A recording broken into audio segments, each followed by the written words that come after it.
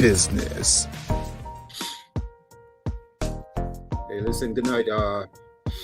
First and foremost, I want to say it's a beautiful night here in this city, and we're about to get this show started. We got a really good guest on this show tonight, and I'm really excited to have him on because he's burning at the track. He's one of the hottest trainers right now, doing his thing. But before we get started, I want to acknowledge a few things. And, a little while ago, if you notice in the background, I changed it up a little bit. And that's because I had this, this photo. People were wondering what this photo was representing. And this is a big deal because there's a great book here by J. Nadia Headley, and it's called Embracing the Valley. And you can find this book at embracingthevalley.com, or you can find this book on Amazon. You just hit on Google, and you can find this book anywhere. It's a great book about a group of women sharing their stories, facing the trials and tribulations, and they had to walk through the valley and face some serious things in their lives, and they were able to share these stories with everyone. So if you get a chance, just check that book out. It's a really great book. It's also on audio. You can listen to it, or you can read it. You got hardback or softback, or even the online form of the book. So check it out. All right, it's a really great book. I think a lot of people will be really happy with the book. Check it out, and it's not too expensive, and it's a really good book to really read. Okay, that being said, I think I want to dedicate the next few shows to my father. May he rest in peace. Good man, Mr. Eric Gibbs. And I'm sure he's in a much better place right now. All right. On tonight's show, we got my man, the hot trainer. I'm really, I'm curious to know a few things tonight. And I hope he got the time, because I know sometimes the trainers don't always got the time. They got to run off and go somewhere else. So that being said, let's bring my man in, man. Steven Chircop. Derek, how are you? I'm good, man. Welcome, man. Thanks for having me, and condolences about your father. Hey, no worries, man. These things happen. We learn to live with them. They're painful at first, but we got to go on, right? You got to represent. Sure. And for everybody who's watching, do not adjust your screen. That's my brother from another mother. We got the thing going. You know what I'm saying? And it looks good on him. You just got a better suntan than I do. This is my way of mourning. So I'm just kind of like, just kind of let it grow out for a bit, and then I'll take it off and blend in with all the normal people out there. Hey, look, welcome to the platform. Thanks for having me. I appreciate it. First time being here, man. First time meeting you, actually. Yeah, I've seen you around, but I never really had the opportunity to meet you. Oh, damn. You should have come by and say hello. I like talking. I don't mind talking. For sure. Well, this is better late than never, right? That's right. That's right. So let's get this thing kicking, man. Let's get this thing going and let's get it started. All right. Do you remember which year you started, man? I think it was 2009, was it? 2009, yeah. Wow, man. It seemed like a long time ago. Yeah, it's crazy to think that this is my 15th year training. I was reading that the other day. It's crazy. Absolutely crazy. Oh wow, man. 15 years and already doing some really big things, some serious things. Um, so let's get the details out the way. And I just want to say, I'm just looking at some stats here, and I'm seeing that already for the year you've had 53 starts, and you've got 14 wins. Yeah. Is that for real? Is that serious? That's they're not joking, right? It's funny, like we've just recently got all the horses home from the States, and when you're constantly racing and you're going from race to race and looking for different races, it's almost like you don't realize those kind of stats that you're saying. And now that I've been home and I got all the horses here and sit back, it's like, it's crazy. Been definitely been a good fortunate run for sure. Oh wow, man! 14 wins, 9 seconds, and 4/3. You've made quite a bit of money with those horses. Have made quite a bit of money, Yeah. and I just want to say congratulations, man. That's pretty awesome. I appreciate it. Thank you. So so the people can get to know you a bit. The ones who don't know you, a lot of times people at the back stretch, they know each other, and but it's the fans, the guys who you want to get to the track and spend some money and get involved in the racing. They don't know you guys. You guys are the hot stars at the track, right? Yeah, So you want people to know who you guys are, man. absolutely. How'd you get involved in racing? So my dad had owned horses, and my uncle, who I'm very close with both of them. Um, Tino Attard is actually my uncle, and Kevin Attard is my cousin. So that's where my connection and introduction to horse racing all started. Oh wow. Did you always had a love for the horses, or did you just kind of stumble onto it? No. From day one, I've always had a love for the horses. Um, I used to try, and when my dad used to go on the weekends, he would always take me, and there's nothing else I wanted to do, other than be there with him. And as I got a little bit older from that, it was March breaks, weekends. I was living with Kevin and Tino, and then in summers, my dad used to drop me off in the morning before he went to work, and then pick me up when he was done. So, um, yeah, I've been doing it for a long time. Oh wow, man, that's awesome. Mhm. It's always good, and now that I'm seeing a little bit more in the back stretch and so forth, for me, it's always exciting to see the young fellas who've come through the ranks, and they start to get their own thing going, and to me it looks really exciting, and it feels good. I can see the importance and the pride that these guys hold when they get their own show going. Yeah. Um, so your uncle kind of inspired you to get involved a little bit more. Did you always knew you were going to be a trainer, or did you start out hot walking or anything like that? Yeah. So, I mean, when I was a lot younger, I had dreams of playing in the NHL. And then that becomes a reality as you get older. But yeah, it was definitely something that I wanted to do for sure. And then the older I got, it was becoming more real. When I graduated from high school, I wanted to start training right away. My parents wouldn't let me. They said to me, if I go get a college degree, and that's still what I want to do, then that's what I can do. But I wasn't able to go to the track full time and train until I got a degree, Oh, wow, man. which And it's great. I'm for that at the time, but I'm fortunate now. It's crazy because I read somewhere that that you were a hockey player, and Yeah. now that you mention it, that's crazy. What's that transformation like? Having dreams of being a hockey player, and then now here you are, you're doing some other big things. Yeah, for sure. I mean, uh, in horse racing, you're basically living on a dream. It's week to week, and you're hoping to come across the right kind of horse that can take you to the next level. So, in some senses, there's similarities, and it was easy to fill the void when reality came true. Nice, nice. Now, back in 2009, 2010, I remember the first cell phones were probably around 2010, 2011 or something like that. The ones with not cell phones, the one with cameras actually, Right. with video. And what was the track for you like back then? Um, it was different, you know. I'll be honest with you. I can remember when Woodbine had like a segment where they were showing horse racing live on TV, and to me, it was like the craziest thing in the world. And I can remember a couple times I left school early just to come home and to watch the broadcast of Woodbine uh, live on TV. So, I mean, technology has definitely changed things a lot in that sense. Yes, it has, man. And look where we are today. And I mean, things are really even crazier now. You know, everybody has a phone.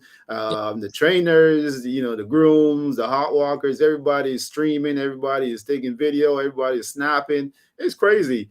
right. Uh, and the show is still going on. I know some of the older guys don't like that kind of activity because I guess they don't have patience for that. But Right. for a trainer like yourself, like, what does that mean to you? Does it change anything?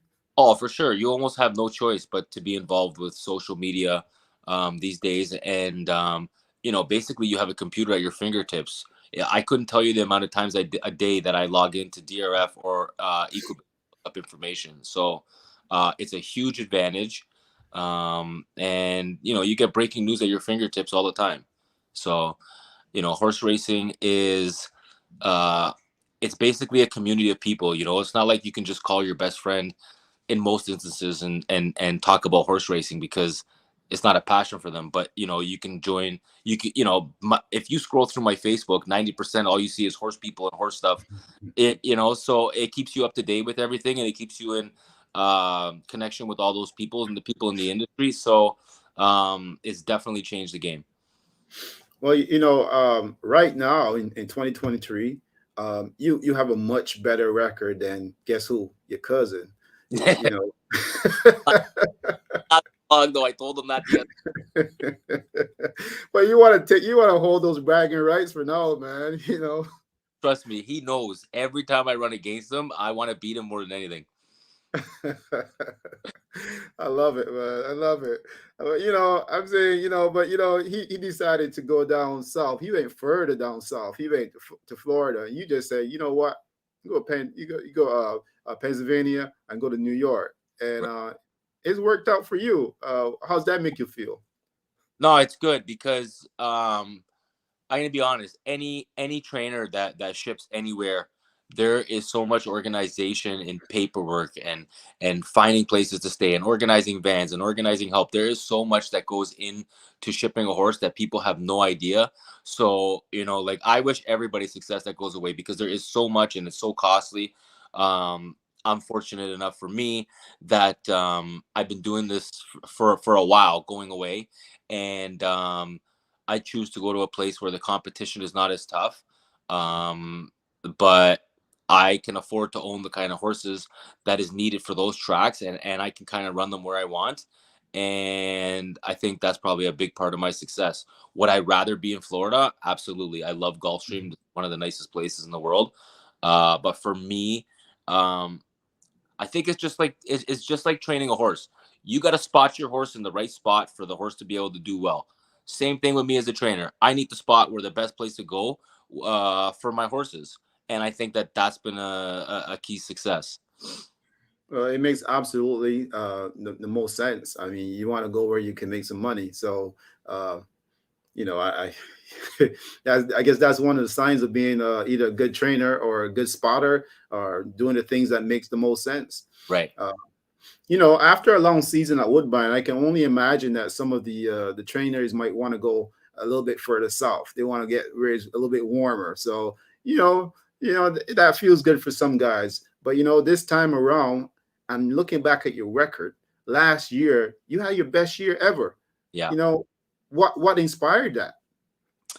Um, it's a good question. I think it was just you know, getting some new stock. Some of the 2 year olds that I had didn't run, and you know they all started running last year. I think I ended up the year with like 56 seconds, which was crazy. It was frustrating because all the horses just felt like they just kept on running second. But eventually the second started turning into wins, and um, it was a successful year for sure. And I think it was just spotting the horses right, and obviously, you know, having luck is part of it too, because out of those 56 wins, probably 25 of them were just head bobs at the wire, which could have went the other way. So, yeah, it just things have all just kind of come together. Yeah, I saw the second place, and they say how unlucky, but I, it was getting to the point where, like, after the races, I was having trainers message me like, it's unbelievable. How did you run second again? And which to be honest with you, if your horse goes out there and it gives it its all, that's all you can ask for. And when you finish third, how fast you wish you would have finished second. So you do have to appreciate it. But again, everybody's ultimate goal is to want to win all the time. So it does become frustrating too. yes, yes, indeed, man. Horse racing is just that kind of game. It can be decided by the photo finish, the whisker, Right. stuff like that. So, Right. perhaps this year you won't have it won't be so close. This year, maybe you'll have the edge on a lot of guys. So, I'm hoping. That's for sure. yeah. Now, I want to ask you because we were talking about your cousin and so forth, and as trainers, right? How competitive does it get? I know the animals do all the work in terms of they're the ones who actually running, but do you when you're a little bit behind, do you tend to want to do better? You want to get better horses, and you want to train, get some good horses. How competitive is it for you guys? Oh, it's very competitive for sure. Um, but when you're asking that, you mean like between me and Kevin in general, or just Well, not between you and him in general. No, I wouldn't want to do that to you or for him. no, no, it's definitely competitive. I mean, listen, these guys, you're among them 7 days a week, and they're your friends. But at the end of the day, there can only be one winner, and everybody wants to win.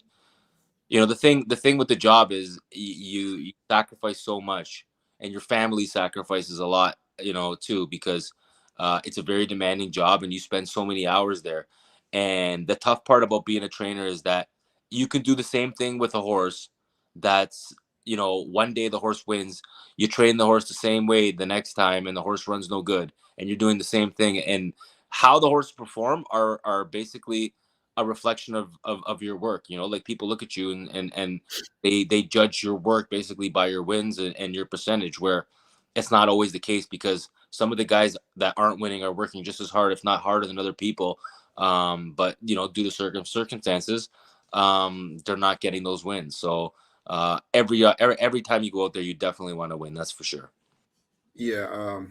Yes. Yes, indeed. And I noticed that you had Michael David, go down to Pennsylvania with you over the winter. What was it like working with that kid? Tell me a little bit about him. It was good. So Michael started going to Penn National with me before he even sat on a horse's back, and he always said that he wanted to be a jockey. And I mean, I always think that if you put your mind to it, you can do anything. But it was definitely going to be a long road for him. But for him to have actually got there and now be able to come down and ride, it was great. The only unfortunate thing is we didn't win anything. The first horse he ran second. He just got beat ahead. Um, but I mean, he's a hardworking kid. When he's down there for me, he puts a lot of work in, and uh, he's definitely a piece of the puzzle. That's for sure, an important piece of it. All right, cool. That's great, man. And we wish him all the best, and hopefully, we can see him in the winner's circle pretty soon, and things start to work a little bit better for him. Yeah, Um, he just needs more experience. The more he rides, the better he's going to be. But he yep, definitely has the ability, and he's got himself at a point where it's going to be up to him now to decide which way his career goes. that's pretty cool. Pretty awesome too. I had a chance to speak with him also over the winter, and it was pretty cool. I remember I watched that show. They had bad connection at the hotel, though. That's right. That's right. Now, as a trainer, what's on your bucket list? Do you have any special titles or special things you want to, have in that bucket list, and you want to take under your belt? Yeah, I mean, for sure, I'd like to win a Queen's Plate. There's no doubt. I mean, being a Canadian, that's a premier race here, so there's definitely that. But I think, to me, like, the ultimate would probably be to compete in the Breeders' Cup and possibly win it. It's either there or in Dubai. Those two things are just something that's always been on my mind. Um, it's definitely a reach, but it's not impossible. That's for sure. Well, speaking of the Queen's Plate, this year they're having the King's Plate, and wouldn't it be something if you actually don't get the chance to win the Queen's Plate, but you're the first trainer to win the King's Plate? How Yeah, yeah. special would that be?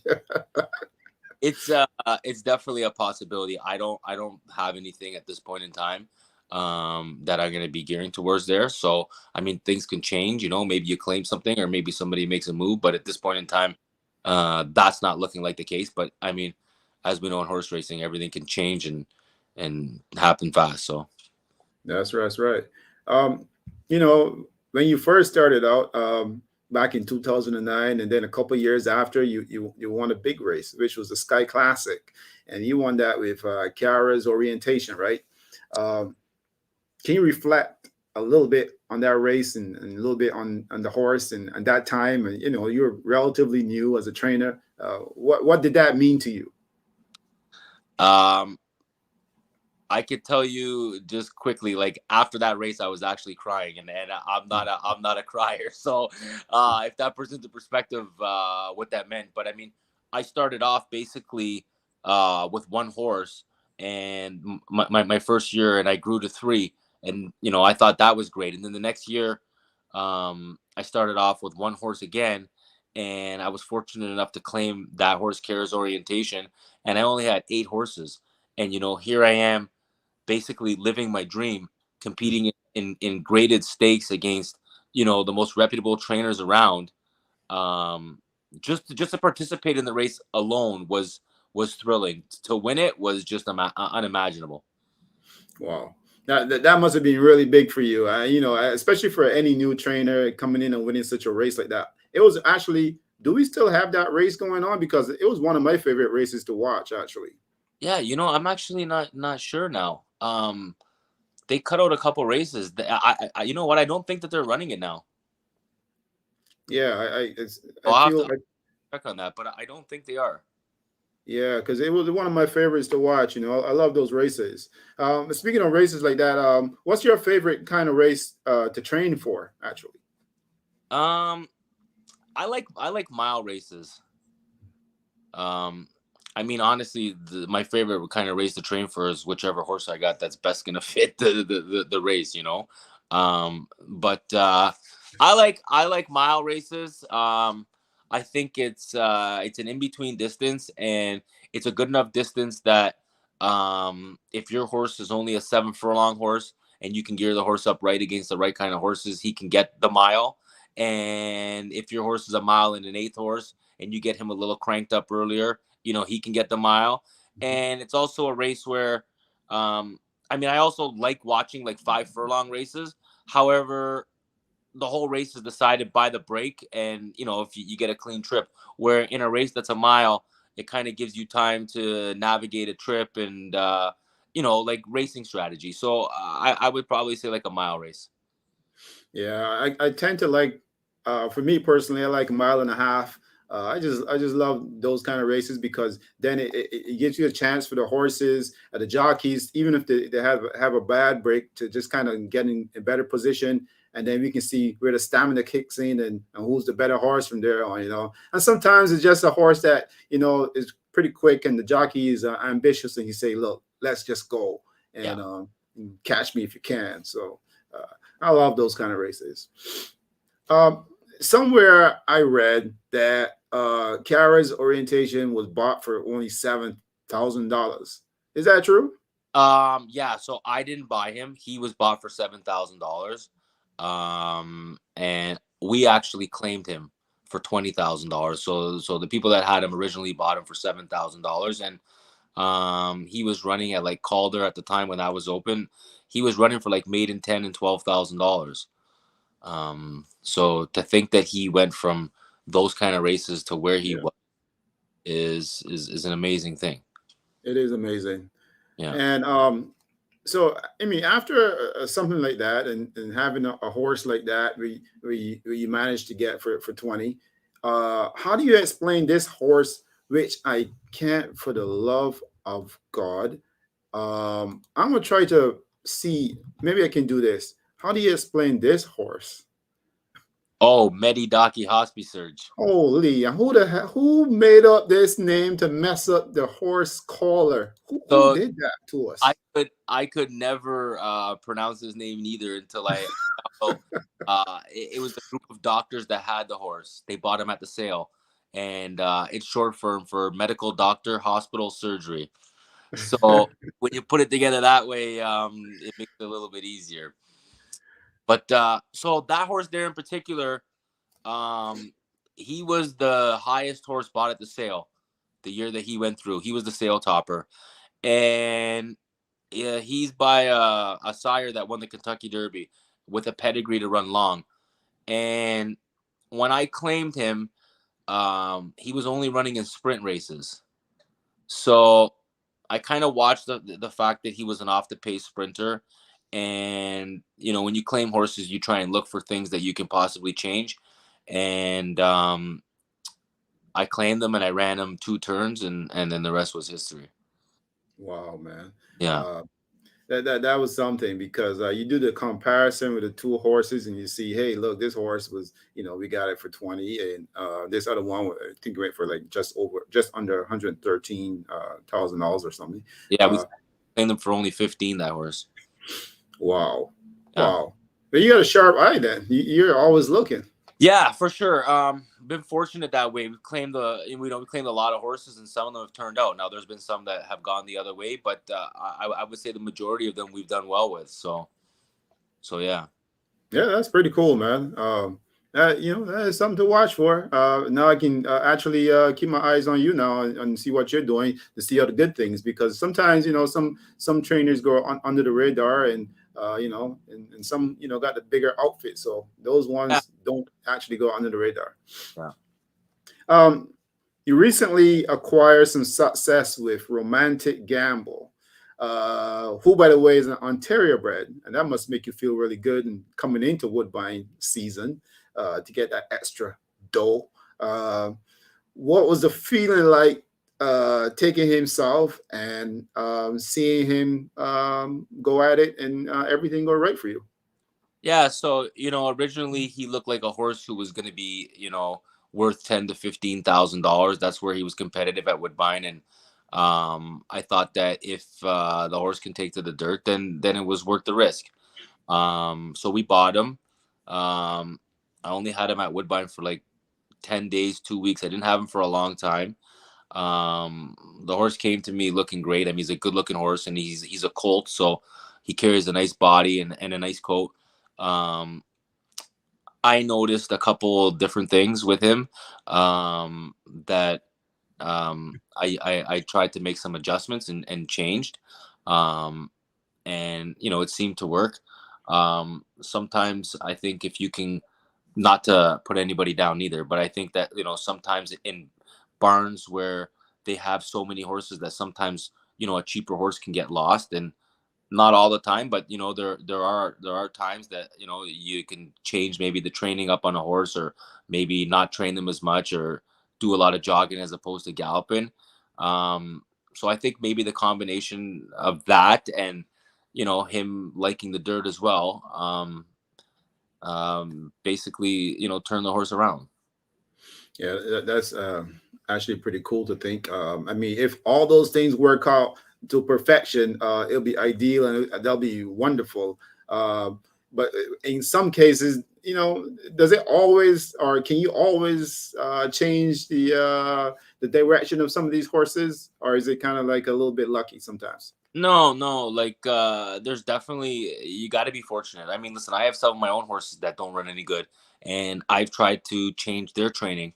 Like the same way when I claim a horse, when I've got horses that I have expectations and they don't run to the way I'm thinking they should, I try different things, and a lot of times I get the same results.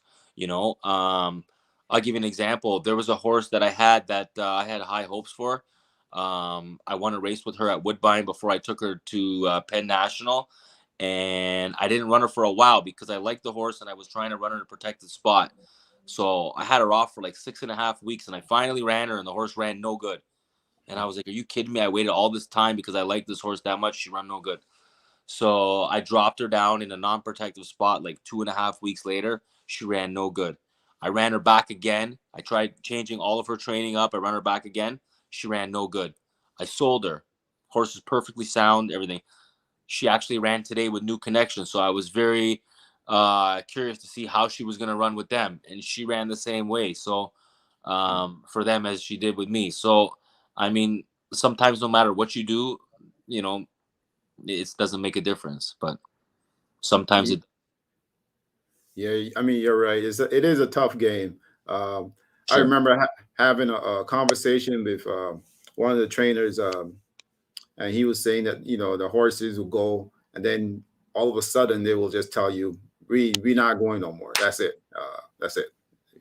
That's it. We're not going no Yeah. more." And to be honest with you, probably the best thing to do at that point in time is just to turn them out on a farm, and let them freshen themselves up. But also that can be very costly too. So depending on the value of the horse, allows you to do what you can do. Now, I want to pay attention to romantic gamble a little bit because the horse put up a big 105 equal base speed figure. Yes. The highest so far for him. Is he a legit allowance racehorse? So I'll tell you this, without a question, he's a legit allowance horse. And I can give you many reasons why. The allowance races that he was running in Penn. So Penn is typically an easier track for condition horses, non-winners of 2, maidens, non-winners in 3. However, open races are probably just as tough as Woodbine, if not tougher. And that's because there are 4 different racetracks surrounded by Penn National. You have Philadelphia, you have Charlestown, you have Laurel, and you have New York. So you're pulling from 5 different tracks, and you can get some serious horses there. So people say Penn, and the purses are not as good, but in those kind of races, you can get good horses. And he's proven. The first time I ran him allowance, there was a horse in the race that was 1-2 coming from New York who was running steady 90 buyers for David Jacobson, and he beat him that day. So, I mean, I liked the horse, and I ran him in that protective spot because I was just hoping that he could progress. And when I looked at the program and I seen that horse in the race, I said, we got no chance to beat this horse. Sure enough, he beat him. The next time I run him, same thing. Another horse from New York shipped in. And these are quality horses that actually have come back to win after running against him. So it's happened 3 different times. And I mean, I'm not going to lie to you. Up until his last race, I still doubted him. I did not think he can win that race. There was serious horses in that race. I gave him the shot because he come out of his race so good. The race he ran before that was ultra impressive, and it was kind of something in the back of my mind that I wanted to take a shot there. But the truth of the matter is, on paper, I couldn't see him beating the horse that runs second.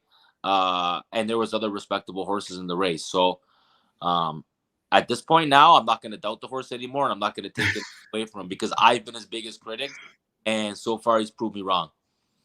Well, I watched the races, and I thought the horse did pretty good. Yeah. And that last race at Aqueduct, I said, he did his thing. You can't doubt that horse no more. No, and like I said, the horse that he beat that day is probably one of the best starter horses in the Mid-Atlantic. So, you're taking a horse, you're shipping him 4 hours on race day. The horse has got to leave at 4 o'clock in the morning from Penn. So you're disrupting his schedule. He's standing on a van. He's in a new place. He's on a brand new surface. So, the truth of the matter is the horse ran 10 days before that. Everything was against that horse to run the race that he did. So, Yeah, I agree. And the thing too is when you guys from Woodbine take your stock a little bit south, they don't always get the respect. So it's always good when you see stuff like that happening. You see, you win a big race. It's always a pleasure. for sure. Like when I was down there, I like to listen to a lot of the pregame shows because sometimes I feel I'm biased about my horses. So I like to get an outside opinion. And when they talked about him, they were saying, the horse is shipping in from Penn National, running okay there, but this is a different league, and these horses that come from Penn National don't usually run too well in New York. And that could be the case, but again, that just goes, to show you that he's a legitimate allowance horse. And the truth of the matter is, you stated about how he was an Ontario bred with the big money, and that's absolutely right. And that's the reason I even brought him back, uh, because he is so valuable here at Woodbine, being an Ontario bred and Ontario sired, that I at least got to give him the shot, to run him over the Tapeta one or two more times. And if he's not the same horse, he's already superseded anything that I expected out of him. And I could always just ship him to the States myself, or I can give him to another trainer to train back on the dirt. But because of him being an Ontario bred, the money's very lucrative for him at Woodbine, and that's why we're going to give it a shot here. That's pretty cool, man. That's really, really cool. And Yeah. I hear a lot of times the trainers talk about Ontario breds and how important that program is here for Ontario. So it's really good to see some of the Ontario breds do really well. Right. And, we also bought that horse off the breeder, and they also own the mare and the stallion. So with it being breeding season right now, that could also help promote their stallion. So I'm sure they're happy to see that horse come back at Woodbine, and I'm sure they'll be rooting for him to do well, because there's a lot in it for them as well. Breeders' awards and owning the mare and the stallion. So Pretty cool. yeah, Now, I want to ask you something here because many times I speak with trainers, and they yeah. often say that it takes one horse to change the game for them. Now, is that necessarily true? And what are your thoughts about the game changers in this business? So it is definitely true to an extent. I feel like I've had game changer horses, and they didn't really bring me a lot of new clients. Uh, it probably brought more confidence in myself and the clients that I had, but it didn't necessarily bring side clients to me. And I've had some success that way. So there definitely are game changing horses, but as to what extent? I mean, if you got a horse that makes you $1 million, then financially it's game changing. If you got a horse that makes you 100,000, it also could be too, but it just depends on which sense you look at it. For me, when Yeah, I game changing, I'm looking at somebody that's going to bring me a bunch of good horses. For me, that hasn't happened at this point in time, but nevertheless, we still continue on, and we got support from the people that we have, and it's working. So yeah, pretty awesome. Pretty awesome. If you weren't training horses, what would you be doing, man? it's a good question. I asked that before, and I have no idea. Probably be an agent, something to do with horse racing. I've had a lot of thoughts of being an agent, and at some point in time, I definitely want to try it. Um, but yeah, that's if I had to just think quickly off the top of my head, that's what I would say. Yeah, that's pretty cool. Pretty cool. I want to ask you some other serious matters because sometimes there's a lot of people who have their own ideas, and there's a lot of passionate people that work on the backstretch and involved in racing. There's a whole world of horse racing people out there. They don't always get their voice over, and there's a lot of talk going around. About the winning photo at Woodbine Racetrack. I know you're not part of the team back there, but you're a trainer, and they're saying they figure that the groom should be included on the winning photo as well. Do you have any thoughts on that? Yeah, for sure. I think that they don't get a lot of recognition. They're the backbone of the whole industry. Um, I also think that even if they had a percentage of the purse taken out and put into an account for them, you know, that might encourage more people to come into the industry, because at the end of the day, you watch a race live, and the first thing that everybody thinks is the jockey rode such a great race, you know, and then after the jockey, it becomes the trainer.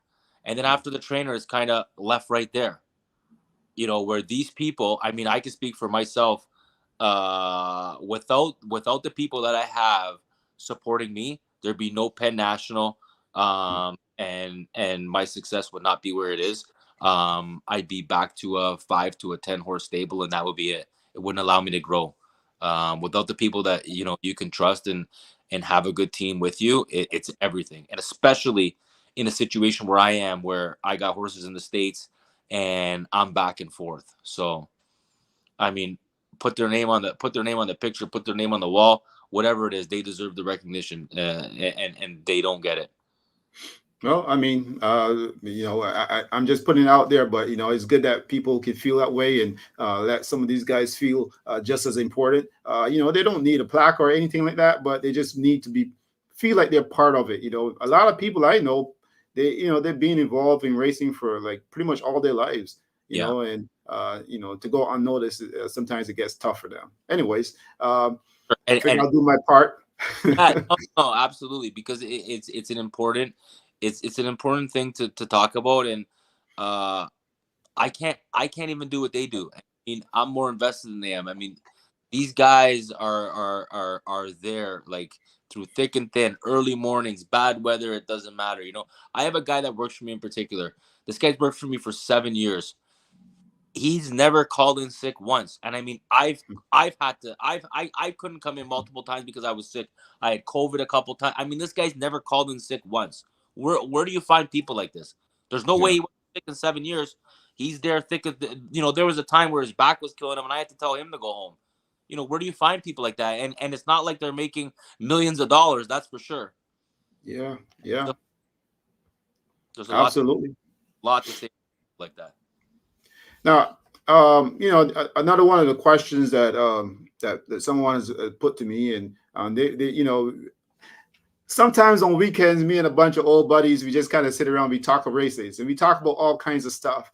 There's like some diehard race fans, and when we watch races in North America, Canada and America, there's the same kind of theme. You're part of the family because you're a trainer. But when we do watch races and we watch some really tight races, it comes down to the wire. In North America, we see several different angles before we see several different angles, and then the screen goes to black or something, and Right. then they come back and they tell you the winner is by whatever. Right. And when we watch racing in Japan, we watch racing in Asia, Australia, in like 2 seconds. Right. Boom. The photo comes up and we see who the winner is. Right. Now, is it as easy as that, or are we just imagining things? What is going on in North America? I don't know, but I think they got to be better at it. There was an instance, I think it was maybe 3 weeks ago at Turfway Park. Do you know what I'm talking about or no? No, I'll definitely go check it out though. Yeah, so there was an instance, it was about 3 weeks ago at Turfway Park where, like you said, there was two horses coming to the wire, and I could have swore the outside horse won. I mean, to me, it looked clear as day. And the photo comes up and the inside horse is put as the winner. Now, a lot of people don't realize that the photo finish camera is actually inches past the wire. And depending on what angle you're sitting, the line can be very deceiving. But in this particular instance at Turfway, I mean, it was bizarre because you would have sworn that somebody put up the wrong horse. And there was a lot of backlash on Twitter, which is a positive thing about social media too. People were ripping them up, Facebook, everywhere. And they went and changed their whole photo finish system with like in a week's time. Now, I've never really had a problem at Woodbine, and sometimes I think that the suspense also is a good part of it. Waiting for a photo. I think that like as a gambler, it almost gives you like a rush. However, if you can get the results right away, that's also something that's important too. So, I don't hate Woodbine's photo finish. But there's some places that need a lot more work, that's for sure. Yeah, I mean, definitely. I'm not pinpointing one track or the other. Right. We just kind of noticed that we all have the same theme here in North America. Most of the tracks, they show you several different angles, and then Right. they delay, and then they come up with the winner. So Yeah, and that's the thing for somebody who is not an avid horse racing person. Those angles can be very deceiving. You watch the pan view of horses coming to the wire, and it's always not indicative of the horse that actually wins. So there's something to be said about that for sure. All right, cool. Now, do you pay attention to jockeys and the winning form, or do you just kind of take the jockeys as they come, or who works hard with you, or how does that work? I think you got to put all three of those together, because a confident jockey is worth everything in the world. Um, it just seems like when you're a trainer, when you're a jockey, when you're a horse, when you have momentum, it's a huge thing. So definitely you want to watch for the jockeys who are doing well, um, and then at the same point in time, you want to ride people that you have relationships with, people that you can trust. Sometimes. Uh, you might have a barn rider that knows your style, and you ride that rider for a reason. And you got to go with those people too. Sometimes I've been in plenty of slumps myself as a trainer, doing the same thing that I'm doing when it's successful. So there's two ways of looking at it. That's pretty cool. For me, you watch some of the guys who are trying to get on and try to come and get some mounts and stuff like that. And for a lot of these guys, this is like a lifetime dream, just riding horses, doing what they love to do. And it's pretty awesome when they can meet several trainers, and one in particular can some gain some confidence to let them ride the horses. For sure. And the thing is, like, everybody deserves the chance and the opportunity. If somebody didn't give me the chance and opportunity, I wouldn't be where I am now. So without somebody giving you those chances, it's important. The tough part is for, especially, riders, and let's say a guy that's gonna ride two a week. Guys are watching him a lot closer than the guys who are riding every day, because you take any leading rider, they many bad rides, as anybody else. Maybe not as many, but they give bad rides too. But the thing is, the leading rider might ride three bad races in a row, and he's riding the card, and he comes back and he wins the next three in a row. Well, nobody's talking about the three bad rides that he gave. Or as if you're only riding a few a week, you got so many more eyes on you that way. So everybody deserves a chance. But the tough part about the rider situation is, a lot of owners, majority, they all want like the household names on their horses, you know, because guys come to the track, they know the riders' names before they know any trainers' names, because Yeah. putting a face to the name, and they're watching the races. Uh, and more people, like I said, they know the names of the jockeys, not the trainers. So, you know, owners want to say to their friends, "Oh, I got this guy riding my horse, or I got that guy." Do you know how many guys just want to win races with Irad Ortiz so they could say that they have a picture with him? Yeah, yeah, you're correct. You're Yeah, right. yeah. So Horse racing is such a unique sport, also, and it's a mixture of so many things. A mixture of fans who tend to be sometimes gamblers, horse players, handicappers, just people who love racing. There's a mixture of so many things there, and when it all comes together and melts together, it makes one beautiful sport. for sure, especially even you look at cultures of racing. Like so many different countries have horse racing, and then you get like some of the biggest days, and everybody's put together competing against them, and like the way that horses train in Europe is a lot different than they train in North America. um Hmm. you Yeah. know those are just two examples, and yeah, I mean, everybody comes together, and then at the end of the day, it's just a horse. So there's so many different things. I agree. Yes, indeed. Who are your mentors in horse racing, and why? I would definitely say, when I was much younger, I would say it was, Tino, Kevin's father. Um, excuse me.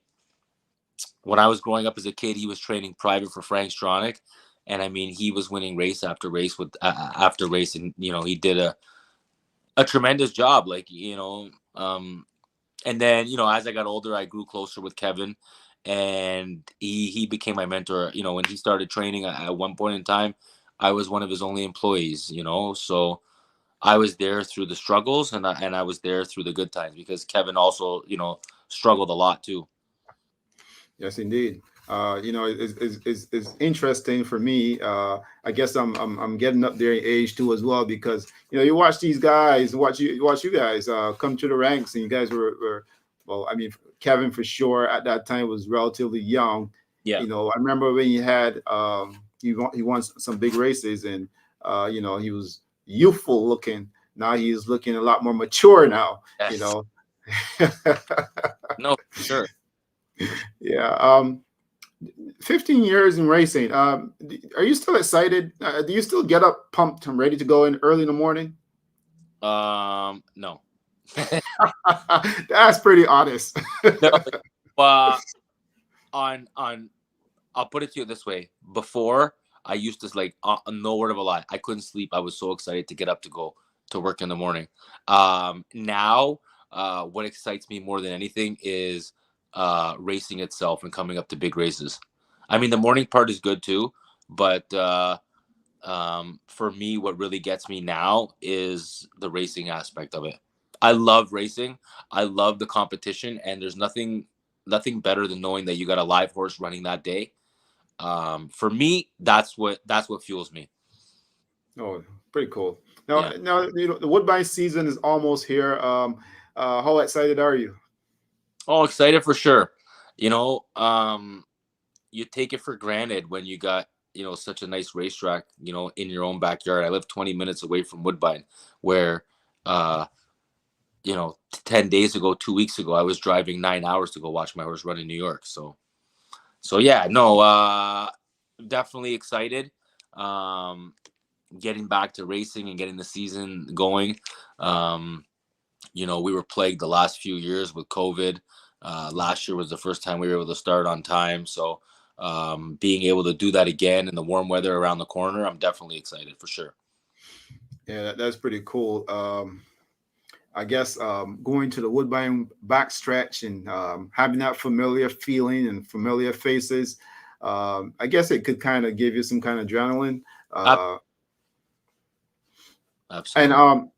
do you prefer the what do we call it? The synthetic track or poly track? What do we call it? Or do you prefer that or prefer the grass? Um, I would personally say that I prefer the grass.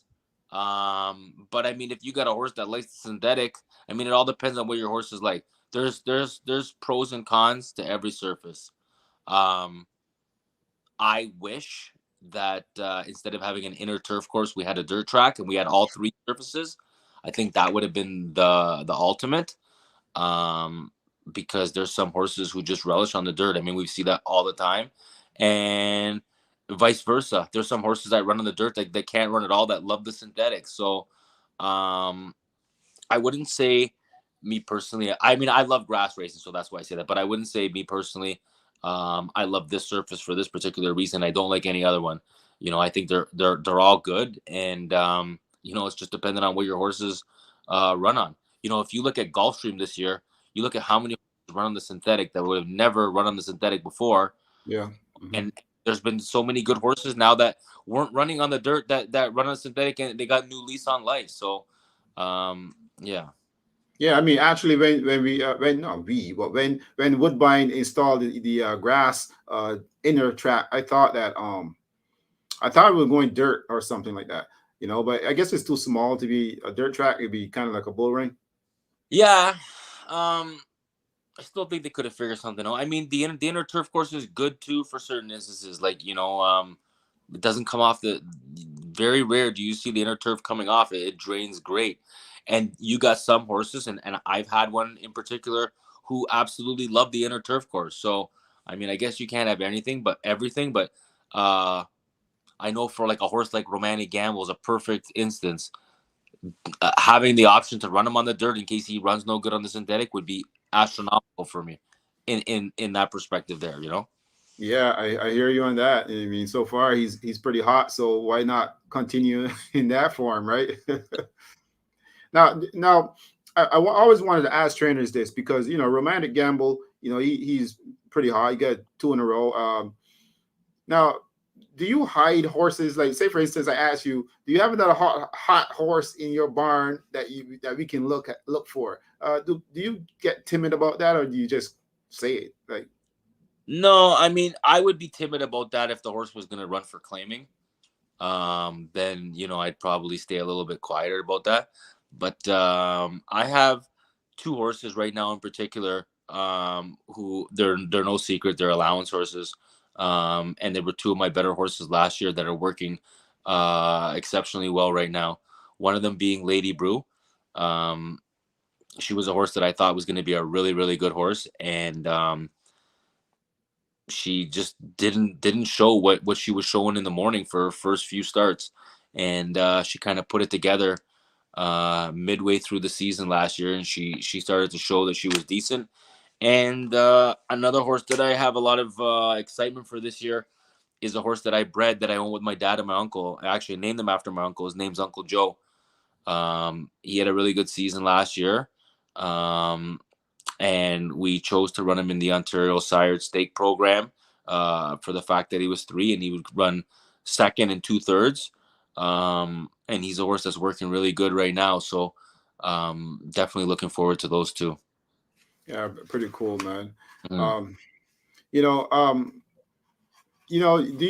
I mean, like, so far we are saying romantic gambling, and we know when a trainer is hot, usually that tends to continue. Until, especially, you had such a good season last year. Yeah. Now, do you have any other tricks up your sleeve there? Because you got some pretty long sleeves there, Stephen. Um, yes and no. Um, I do think that I'll have a decent year. However, I don't think it's going to be easy by any means. A lot of those horses who have done very well have also run through conditions. So, when horses start winning through conditions, races start becoming tougher.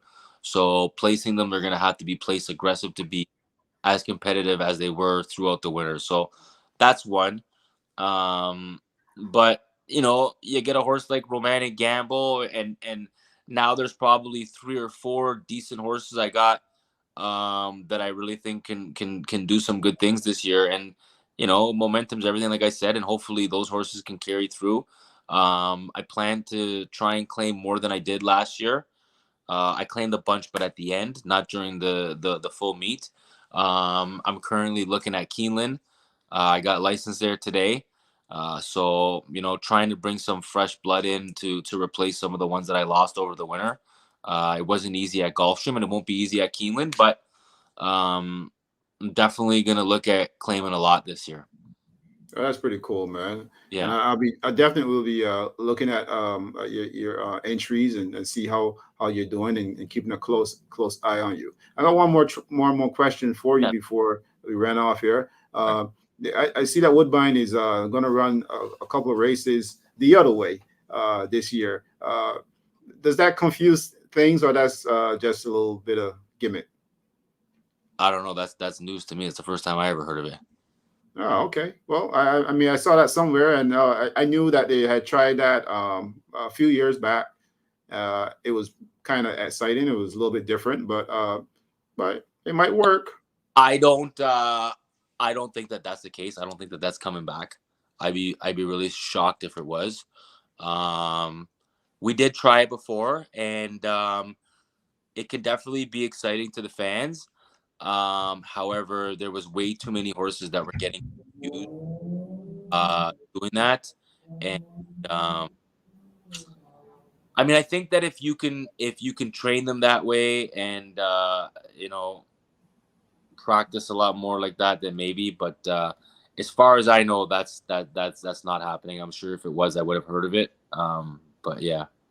Okay, cool. I mean, I wouldn't. I'm not saying either way, but I'm cool with how we are right now. Yeah, when they tried it, it was definitely exciting. I was out there to watch the trial. I was interested to see the trial. I had a horse run in the backwards race that just got beat a nose. He actually blew the turn, like because he was confused. But yeah, I mean, different things are like that are exciting. You know what I would love to see at Woodbine personally is if they did some hurdle races like how they do in Saratoga. I like seeing new things, and we got such a great turf course. I think that would be great. I think it would bring people out. So I'm Now, all for it. I want now you touched on that, but wouldn't that change up a bit of things there? You need jockeys that kind of are used to that kind of riding. For sure, but I think that they have a limited amount of tracks, so I think that those jockeys will travel with those horses. You know, because you look at Saratoga, they might run 3 races a week over the hurdles, and you're not seeing the flat jockeys ride them. Um, so so yeah, but I think like if we tried that, that would be a great thing to see. I know a lot of people here who haven't visited other tracks, haven't seen anything like that live. And that can get interesting too, you know. I also would love to see quarter mile race at Woodbine. I mean, I personally don't have any horses for that, but I love watching quarter mile races. I don't want to see them all the time, but I think that, putting those things in every now and then makes things exciting. Maybe a 2 mile race, you know. Yeah, I mean, I like the way how you think. You're definitely one of the new bloods. Yeah. New bloods means that you're thinking for the future, and you're actually getting younger and newer people involved. Because you never know, people get used to seeing one thing over and over, and then you try something different, and then you get a brand new audience, more people. Derek, the one thing that drives me nuts, to be honest with you, is like Woodbine's a great facility, and now it's gonna be even better with the casino and so on. But like, I'll meet people and I'll talk to them. What do you do? And we start talking and say, "Hey, you ever been to Woodbine?" No. Like it's crazy because those twilight racing, you can go sit on the patio with your friends, Mhm. have some drinks, order some food. The food's decent, and watch live racing. Like it's fabulous. And not even being a racing fan, like it's just it's you can be doing what you're doing at a restaurant and be entertained, and you're outside in the nice summer weather. And I just wish that we had more people that were coming to see that, because I'll tell you something. You go to New York, the grandstand was packed. You go to Gulfstream on those big days, it's packed. I miss that. We get the Queen's Plate. It's like it's a whole different world over here. It'd be so much nicer if we can get so many more people at the races involved. I think it would make the whole thing a lot better. I agree with you. Me and my buddy, we would always say the same thing. Just driving on Rexdale, say for instance, from around the Woodbine Mall all the way up to Islington, Yeah, and we always felt like, I know this probably got nothing to do with Woodbine, but it probably got something to do with the people who run the politicians probably in this area, in Woodbine area. yeah, Probably could put some brighter lights on Rexdale, put some banners or something, make it feel special. Going into Woodbine. And I yeah. think that would be real cool. That's a good point. I don't know if you've ever been to Saratoga, but you go downside, there's outside of Saratoga, the streets are all Saratoga signs, banners everywhere. So yeah, that's actually a really good idea. They should do stuff like that. And I mean, Yeah, that's like the biggest thing there in their city. So yeah. why not promote it? I mean, the street is looking a lot better because I think there's a Costco coming in there, Oh, but really? up at Islington, Rexdale. Yeah. But I definitely think that it would be a lot more attractive if we had brighter lights going down that street, and it just kind of feel like you're going somewhere, and it would be real cool. I hope they're listening and they're paying attention, because it definitely gives a good feeling when you got those bright lights and stuff Yeah. like that. That the sad part is everybody's gonna go there for the casino and the shows and probably just avoid. I mean, I'm sure it'll bring some traffic, but it's great to go down there and just watch races. Even if you're not a gambler, you can Hmm. go out there and you can experience it and you can enjoy it. And you watch any new people at the racetrack, and I'm sure you've seen them. People are fascinated by the animals because they're fascinating animals, Hmm. and watching them race and compete. For somebody who doesn't see us on a regular, it's fascinating. No matter who it is. I brought in people there that have never seen it before, and they're like, "Holy crap! I wish we knew this was around." Or people that Yeah. come, families that come by, we take them there, and I just wish that it would be promoted a little bit better to, I'd probably say, the younger crowd. We got Humber College that's down the road. Why don't we shuttle buses there? Have people, have live concerts, bring people. Yeah, definitely. A lot of younger people love the whole vibe. So For I think eventually it'll come. you It look at looks like it. you look at a place like Keeneland. It is majority college students there, and I mean it's packed. And they do scholarship giveaways during live racing.